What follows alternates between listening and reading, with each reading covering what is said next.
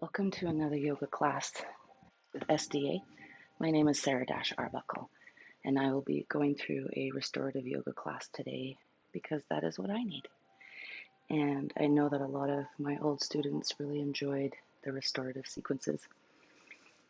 So you would do this, you would do the sequence on a day that, let's say you had a lot of cardio the day before, or today is your day of rest perhaps, or you still want to be active and move, but you don't want to bring something into the cardiovascular department of fitness. You want to keep it nice and slow and moderate or mild.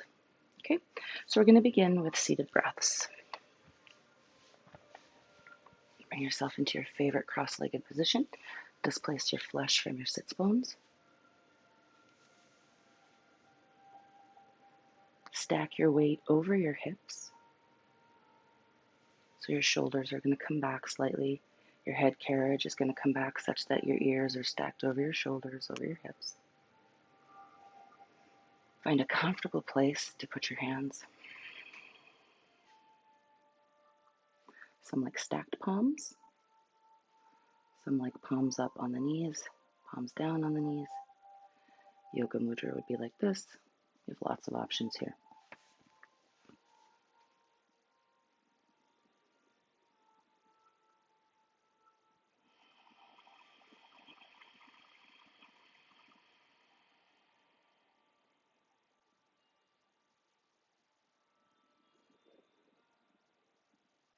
I think the most important thing in your breath work is slowing down and noticing, checking in. It's your opportunity to bring intentionality to your practice. Helps set the tone.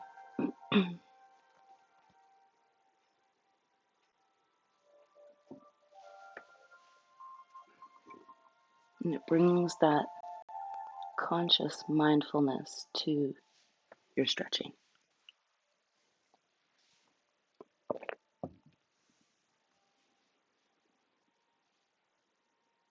On the inhale, your abdomen balloons out and up. And on the exhale, draw your navel to your spine.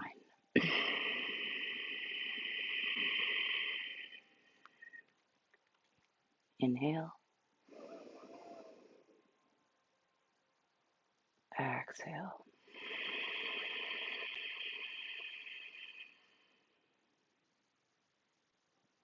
Softly come up to a boat using your hands.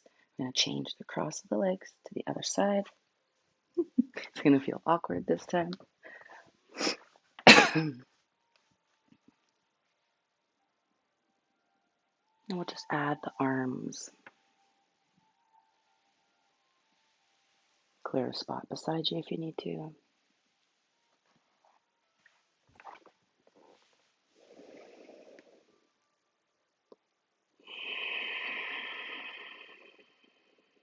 Inhale, arms up.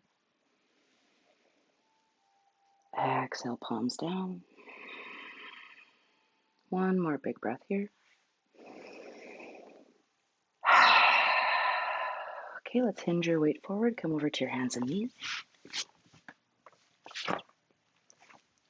We're going to do some cat and cow to mobilize and activate the spine so it wakes up. Wrists below the shoulders, knees below the hips. Inhale, sway your back.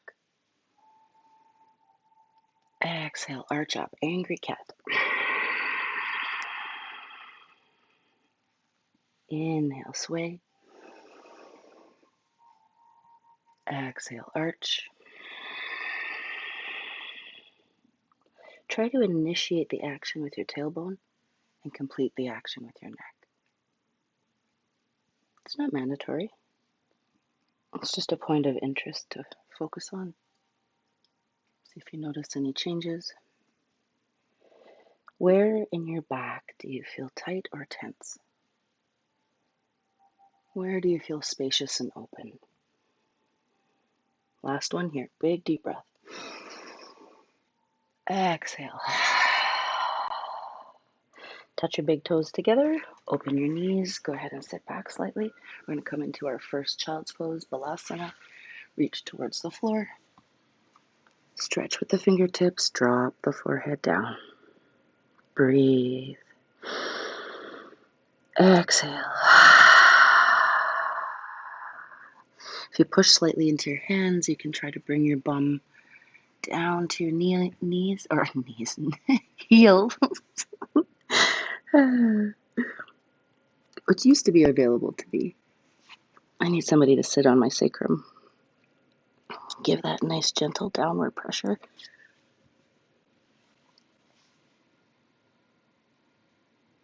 Just take one more deep breath here.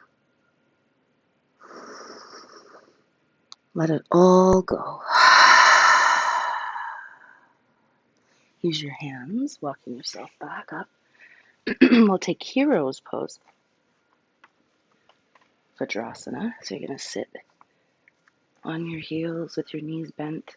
Some of you will have more flexibility, in which case you'll be able to pull your calf muscles slightly out of the way and sit between. So if that's your favorite version, go ahead and take Hero's Pose to the full extent. I myself am working towards being able to sit there with length, but not today. Hero's Pose. You can add a lateral bend to this one. Right hand to the floor. Inhale up. Just reach, lean. Feel the opening on the one side of the body. Top arm pulls you back up. Inhale. Plant the hand. Exhale. Breathe.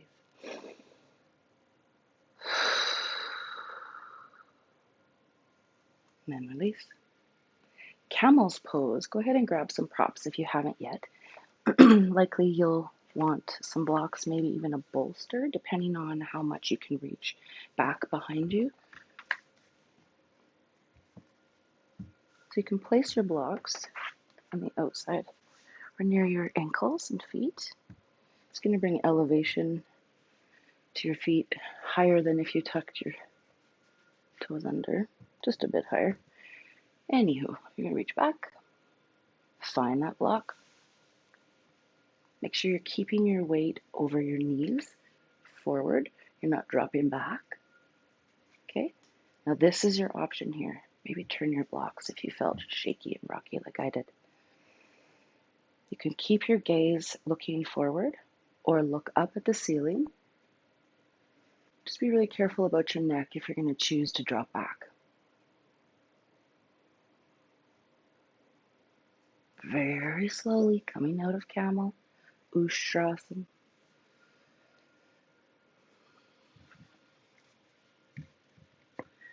That's probably the most intense pose we'll do today. Which wasn't that bad, right? All right, gate latch pose. It's been so long since I did this one. But in preparing for the poses that wouldn't require too much vigorous energy, I remembered it. So extend one leg out to the side. Maybe I'll move over so you can see that foot better. The foot can be planted down, reaching the toes towards the floor, or you can come up. Depends on what feels better for you. I like my foot down. Ideally, you want your hip stacked right over the knee. So you don't want to be leaning in that way or off to the side this way. Okay? So there's your alignment there.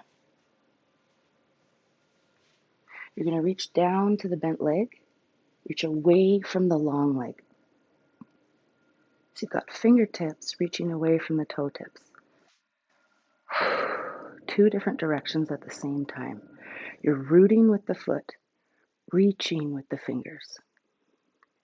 Breathe.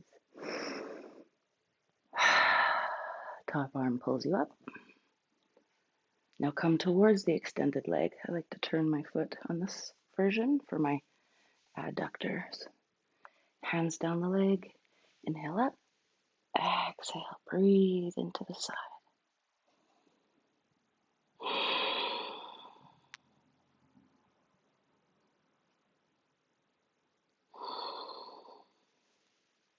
Release.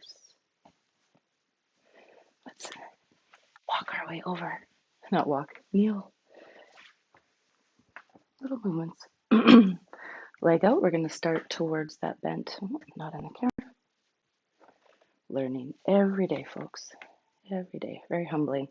Hip over the knee, shoulder over the hip at first. Okay, find that alignment first. Right hand finds the floor.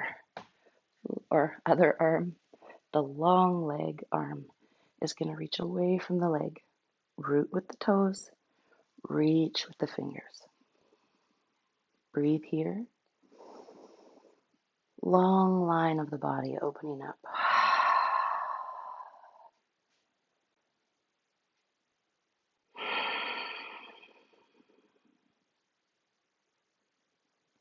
There's always a part in yoga of your body that you're strengthening and a part that you're lengthening or stretching. So stretch and strength at the same time. Going to the opposite direction now. Walk your hand down that leg. Lean, reach, and then breathe.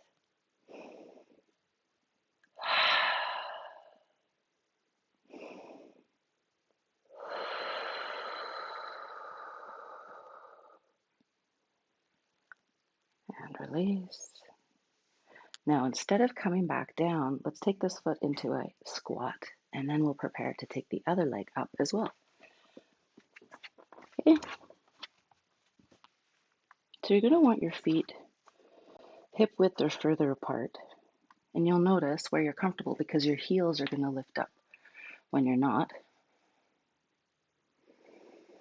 And you're going to take your time. Some of you are going to want to stay up with the bum or the glutes lifted because it won't feel great to sink way down. So do what feels good for you. Check in. Palms together, which is giving you that extension through the forearms of opening the knees. One more deep breath. Now come down to the floor. And swing. See if you can get your strap. Have it be handy. One-legged forward bend. I'm going to take whatever side you want to start on. Pull it in nice and close. Hug it. With this little hug, you're able to drop your sits bone from that side and keep it anchored to the floor. I'm going to open.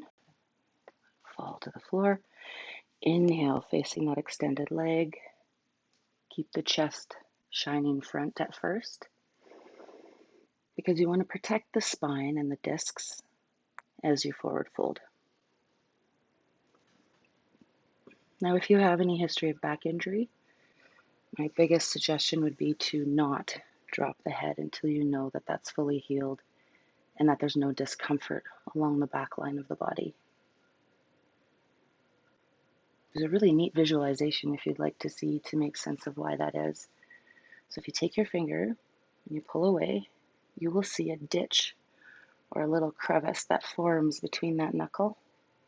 That's what happens between your vertebrae in the space of the discs. When you hinge forward for so long that you create that space and or you round forward, you render that area more susceptible to disc herniations. But watch what happens. If I flex my hand and make it really tense and I try to pull that finger, try as I might, I cannot create that same ditch or vulnerability in that knuckle. So that's the metaphor for the back or the visualization. When you go to hinge forward, if you always keep it in the hip and you keep the back erect and nice and stiff and long, those erector spinae muscles will protect your disc spaces. That was a long hold on that side. Let's switch sides. I'll make sure we do the other side. Roughly the same. Hug that leg in. I thought it was important to say that though, because a lot of you have, or might have, I do, history of back injury. Now let it drop once that sits bone is nice and anchored. Facing the extended leg, inhale, lengthen to the spine. Exhale, fold, hinge at the hip.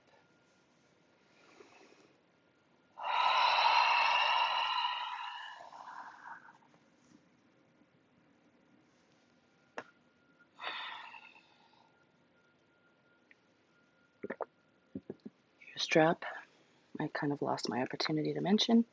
As I said, we're learning every day in these videos, myself included. You're going to place that strap around the ball of the foot. If you can't touch your foot, You can lean on your thigh or your calf, but it's much nicer to keep the activity in the spine and the erection in the vertebrae, or keeping the vertebrae erect, is to then use that strap to hinge forward from the hip only. Go ahead and try it. Even if you can lay down on your leg, try it. It's so interesting how much of a difference it makes. It's also the argument as to why we flex the feet, because of that cyclical feedback loop in the body with the muscles.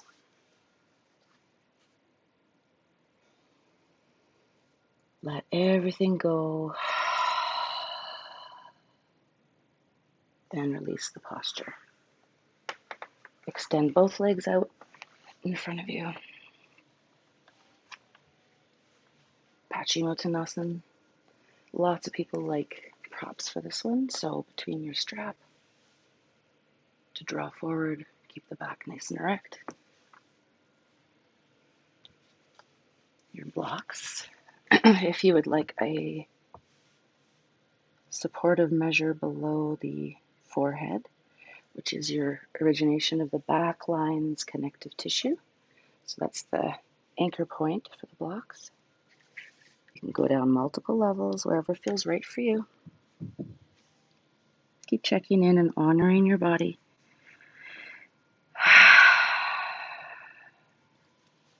So for those who keep the chest shining front, you'll notice even by just changing your gaze point from up to the floor, you're adding an additional stretch from the neck to the forehead. Along that, you'll feel it in the back, but just by dropping the head, you're going to accentuate what you feel in the back. Two-legged seated forward fold. We're more than halfway done now.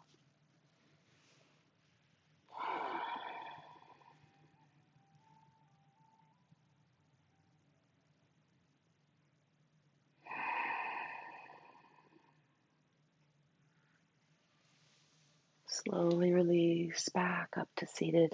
Draw your legs in. I'm going to rotate because of where I've positioned my mats, but I just wanted to have mats under my heels for wide angle seated forward fold. Another one, you could use your blocks. I know that I'm not going to need that. You could also use your bolster. If you like to lean forward with that support, grab that now. Otherwise, if you're going to use your hands, walk your hands away from your groin area.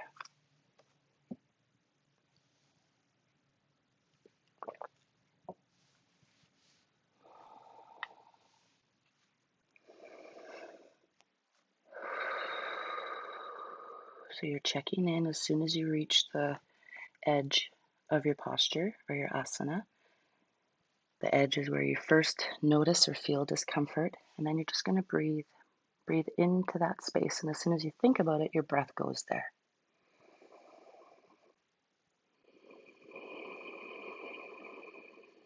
I'm noticing my adductors, the inner thigh, which is a group of muscles. I notice a little bit in the calf, more so in the hips for me.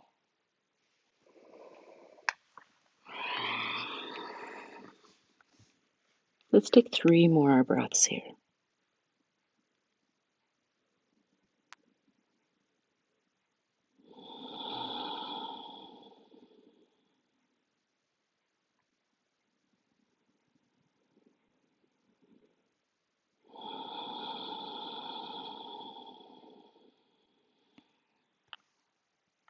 Last one.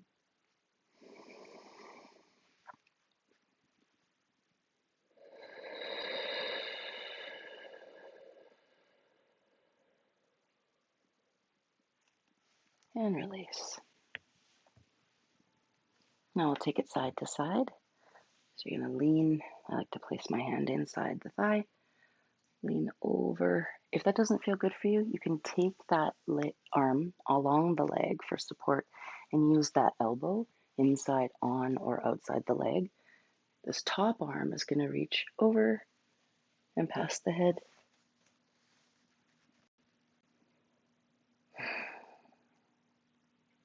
I don't care how far you go. I don't care how you look. I only care how you feel. And you're responsible for that.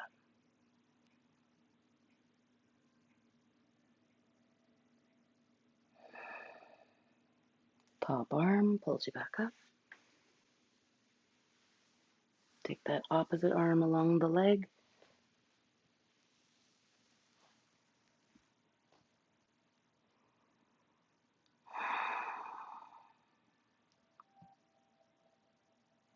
Try to find the peaceful place in each pose. You're challenging yourself, but you're also accepting exactly where you are. You're not forcing, you're not striving, you're not pushing, you're not pulling. You're accepting and allowing what is to be there. And then breath by breath, you watch that dynamic transformation that is unstoppable. And it's not that there's more distance necessarily. There just might be more space, more breath, more peace, more contentment. Let's draw those legs in. This is where we tend to feel vulnerable after a wide angle. Maybe I should speak for myself. Seated butterfly pose, or cobbler's pose, Balasana. Draw those heels in close to the groin at first. A lot of you will know I don't like this first position. Inhale and lengthen.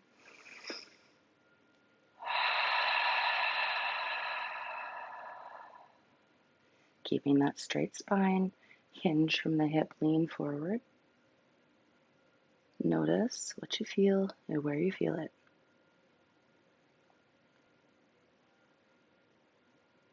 Now, as a point of comparison, take your feet out a full foot distance. Inhale, long spine. Exhale, hinge from the hip.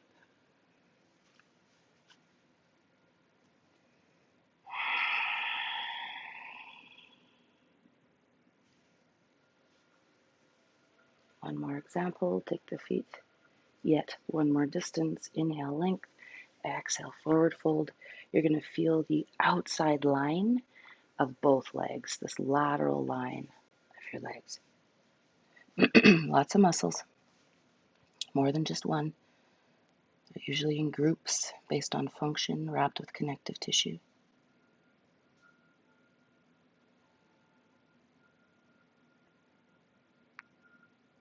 More and more science is emerging as to why yoga is so beneficial.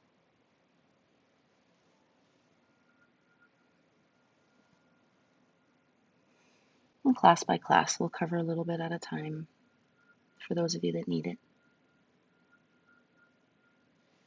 All right, let's come on up. Release your extended butterfly. We're going to take reclined butterfly pose. I'm going to show you a variation for a chest opener because I'm selfish and that's what I need today. You might need a blanket, so have those close. And you might need your blocks. I'm going to turn back so that you can see from the side. I'm going to take my bolster right behind my sacrum or my spine. I'm going to place my blocks on the outside of where my knees would fall. Not fall, be placed. You know what I'm saying.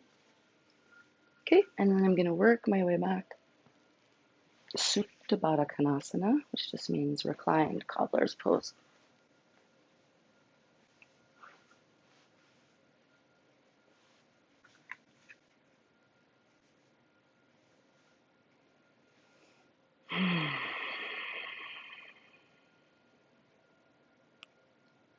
Gotta be one of my favorites. I love props, and I know lots of you maybe haven't used them yet, but let me tell you why I love them. It's like the feeling you get when you're holding and holding and holding, and finally you can keep that same range of motion, but your body's able to go, thank you. and surrender, like just release into what the posture's benefits are supposed to be without all the effort and agony and grimacing if you're inflexible or feel stiff in a certain place. So I think props are compassionate. I think props are or require self-awareness and humility to be able to admit that you might need help.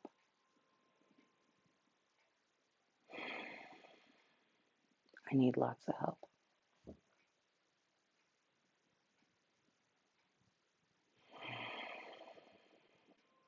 This is our second last posture. My family's waking, so we're going to complete today shortly.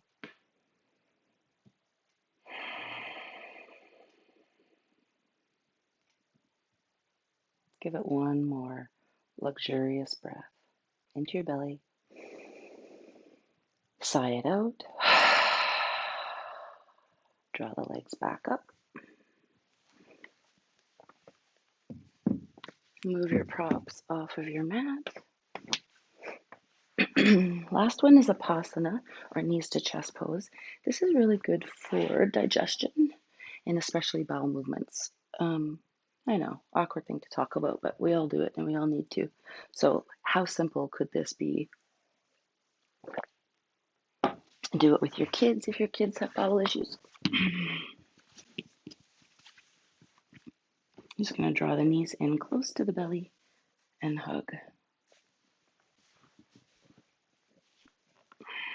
Now the breathing is inhale the knees away till the elbows are straight.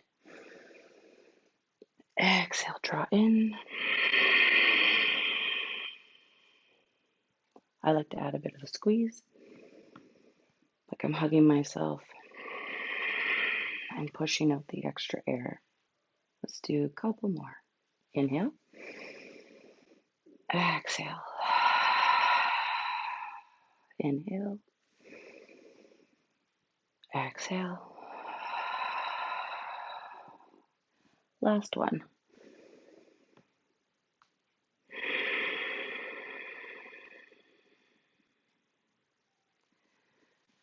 Now you can find your Shavasana pose, also called relaxation. Some call it corpse. I'll often use a blanket in this posture. I don't like to be chilly when I'm trying to relax. But notice here you can tuck your shoulders underneath your spine, under your back a little bit more so they're not flailing out. Just feels like a nicer chest opening at the same time. More spacious for your clavicles and sternum.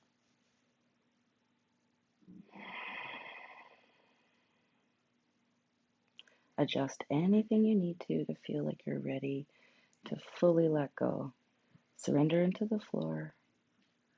Stay here for a couple moments past the video and just linger with yourself. Learn to befriend your body.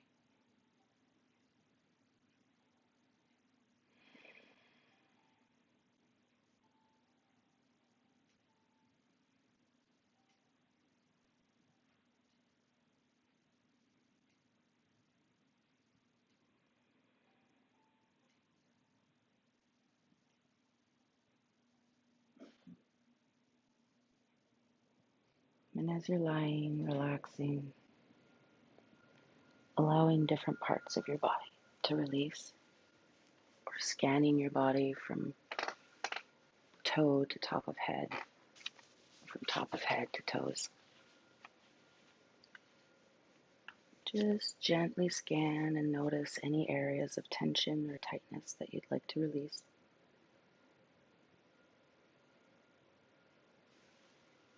Go ahead and picture your breath, your inner eye, your awareness of self is the stick that collects the cotton candy.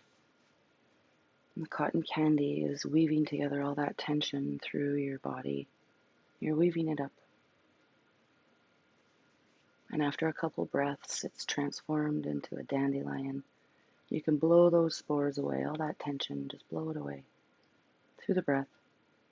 through the awareness, through the acceptance of what is, noticing where tension is locked or held in your body so that you can let it go.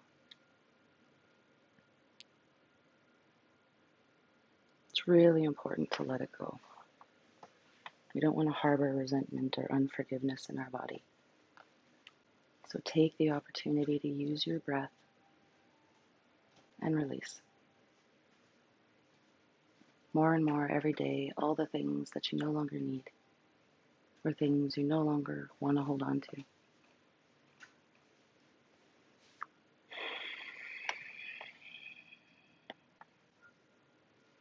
Thank you for joining me today again on your mat, and we'll see you again.